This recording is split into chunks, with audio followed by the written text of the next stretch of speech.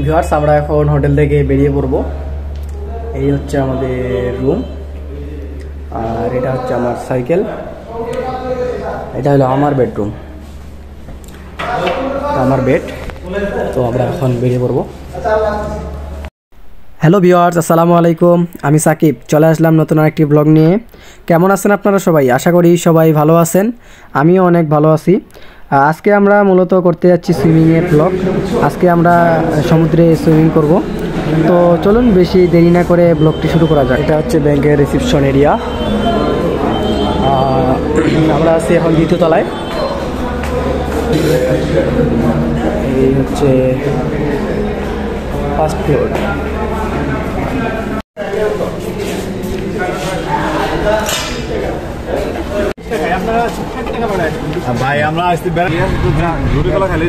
আমরা 60 টাকা ধরে একটা অটো নিয়ে এখন যাচ্ছি বিচের দিকে।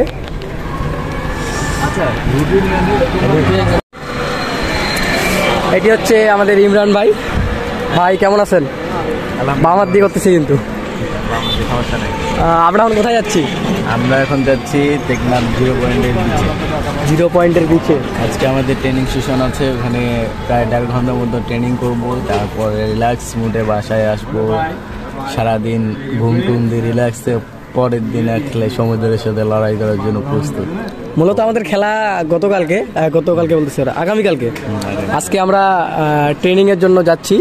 আজকে 1.5-2 ঘন্টার মতো আমরা একটু প্র্যাকটিস করব, তারপরে কালকে খেলায় অংশগ্রহণ করব।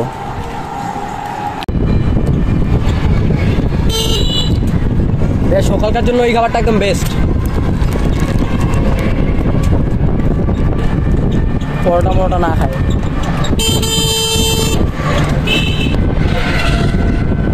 এদিকে তো ভাইয়া দিনাজপুরের মতো অটো ভাইয়া।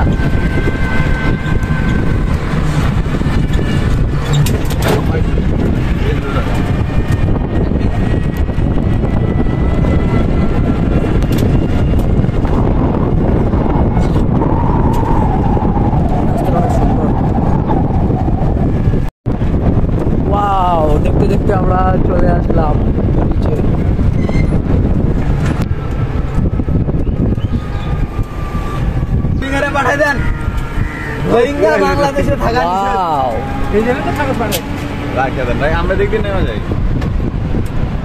কি ভাইয়া, এটা কিসের শব্দ ভাইয়া এগুলা? সমুদ্র গর্জন দিতেছে আমাদেরকে। ভাইয়া টেকনা সেন্ট মার্টিন কোন দিকে ভাইয়া? এই সাইডে সেন্ট মার্টিন। ওই যে আমাদের প্র্যাকটিস অবশ্য অলরেডি শুরু হয়ে গেছে। ভাইয়া চলো চলো চলো।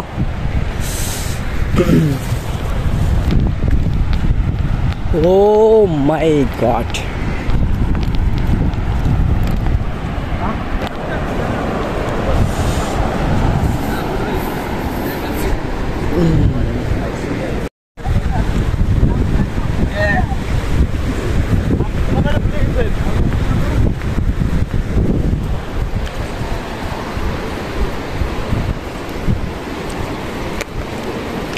আস্তে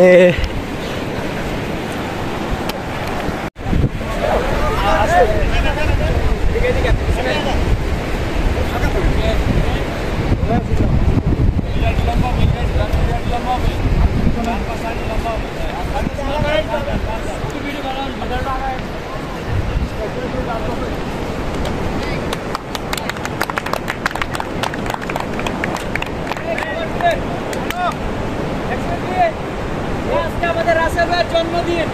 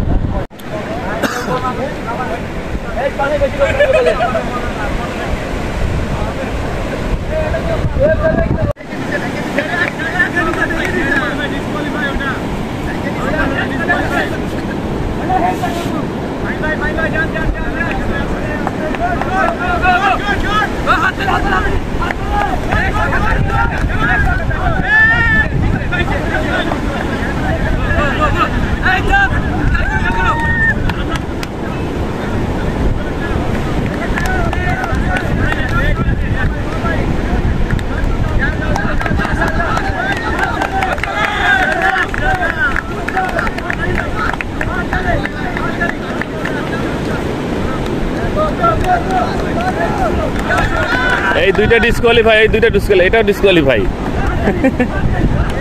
ভাই, এই তিনটেই ডিসকোয়ালিফাই।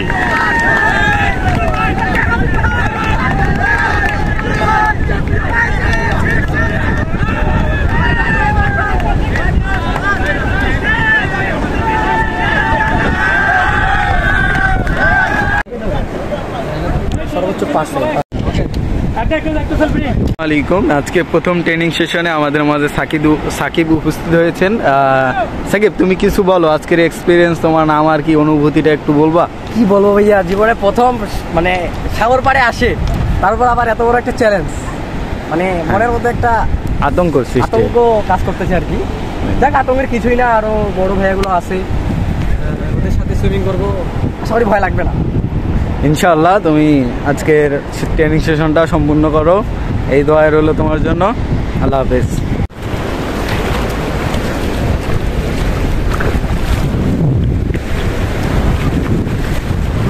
দুই দিকে চোখ যেদিকে যায় শুধু পানি আর পানি, কিছুই দেখা যায় না।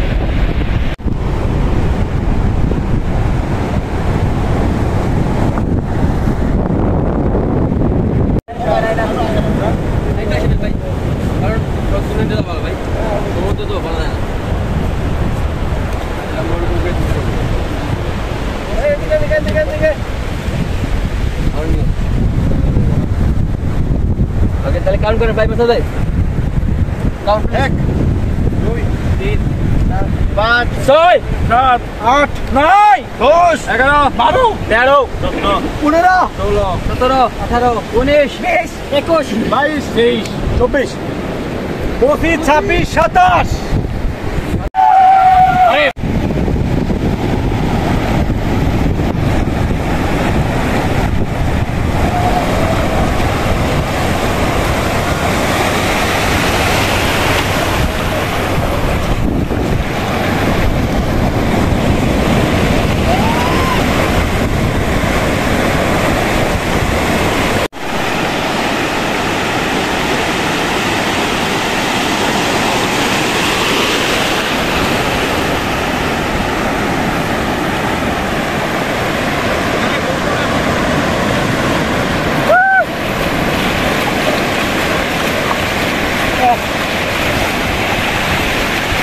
অনেক মজা পেলাম। কেমন লাগছে সাঁতার করে প্র্যাকটিস করে?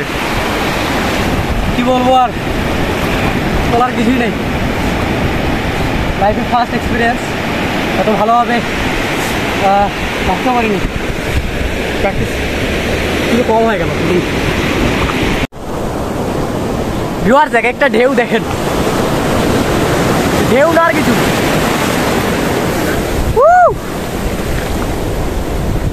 ওই যত দূরে যাবেন তত ঢেউ বেশি।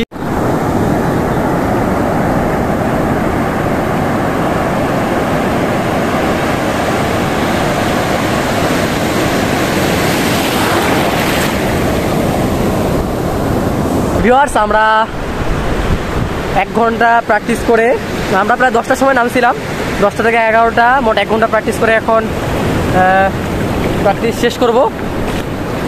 সবাই অলরেডি উঠে গেছে, তো আজকের প্র্যাকটিসটা এই পর্যন্তই ছিল। তো কালকে আমাদের 9টার সময় সুইমিং শুরু হবে।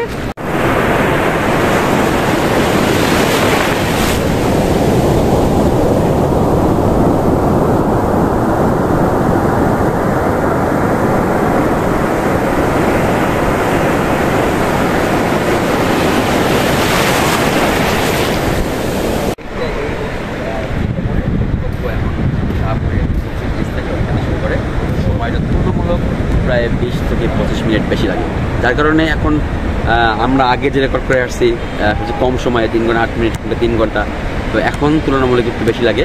বাট আমরা খুব এনজয় করি, কারণ এত উত্তল সমুদ্রে আমরা একদম সমুদ্রের মেইন পয়েন্ট থেকে শুরু করে সেন্ট মার্টিন দ্বীপে পৌঁছানো, ওই ব্যাপারটা খুবই অ্যামেজিং এবং খুবই অ্যাডভেঞ্চারাস।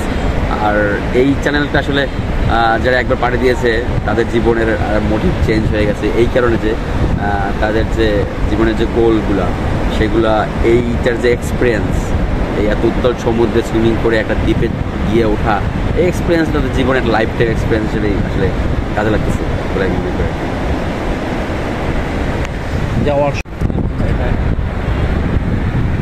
আসলে উত্তর সমুদ্র সবসময় ভীতিকর, সেটা শুধু সমুদ্রের কারণে না, সমুদ্রের লবণাক্ততা, সমুদ্রের ঢেউ, স্রোত কিংবা সমুদ্রের যে হিংস্র প্রাণী। আসলে আমরা এই রুটে সুইমিং করার কারণে হিংস্র প্রাণীর এখনও অ্যাটাকে আমি পড়ি নাই, কিন্তু প্রাণী যে নাই তা তো কেউ বলতে পারে না, অবশ্যই আছে, হয়তো আমাদের অ্যাটাক করছে না, কিন্তু আমাদের কপাল ভালো।